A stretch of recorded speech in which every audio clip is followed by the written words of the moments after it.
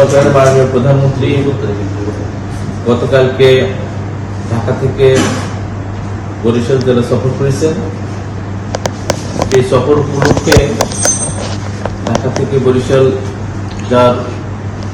যাওয়ার উদ্দেশ্যে সড়কপথে রওনা হওয়ার পরে মাদারীপুর জেলার রাজৌর থানাধীন সাধু ব্রিজ নামক স্থানে আনুমানিক সকাল 8:30টার দিকে পৌঁছাইলে মাননীয় প্রধানমন্ত্রীর গাড়ি বহরের সাথে থাকা পিজিআর এর একটি ডাবল কেবিন পিকআপের উপরে ইট সদৃশ ছোট একটি টুকরা পিজিআর এর গাড়ির গ্লাসের উপর পড়ে। একজন অনলাইন সাংবাদিক তিনি একজনকে রিলেট করে এই বিষয়টি সোশ্যাল মিডিয়ায় প্রকাশ করেন।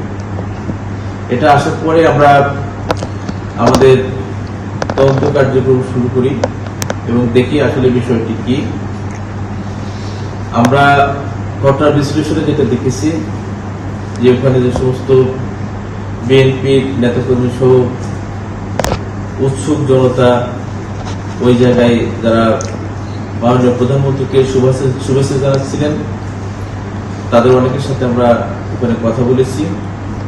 যে ছেলেটির কথা বলা হয়েছে ওই ছেলেটি মাননীয় প্রধানমন্ত্রীর গাড়ি ভোর যখন যাত্রা করেছিল ওই জায়গা থেকে শুরু করে যখন শেষ মুহূর্ত হতো গাড়ি ভোরের শেষ মুহূর্ত তিনি ভিডিও করছেন।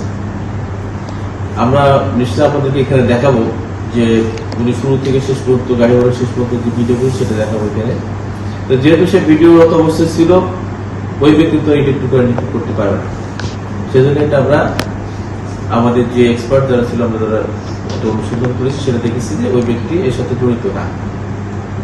পরবর্তী প্রশ্ন হলো তাহলে ইটের টুকরা আসলো কোত্থেকে, সেই বিষয়টি আমরা নিয়ে অ্যারেস্ট করে আমরা যেটা দেখেছি সেটা হলো যে সামনের গাড়ির টায়ার থেকে একটা ইটের টুকরা এসে পড়ছে গাড়ির গ্লাসে।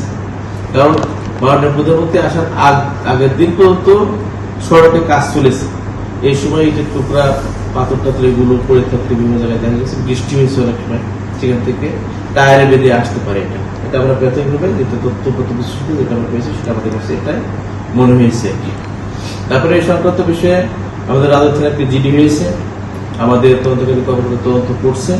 আমরা একটা গুরুত্ব সহকারে নিয়ে এই বিষয়গুলো আমরা আমাদের কার্যক্রম হয়তো রেখেছি।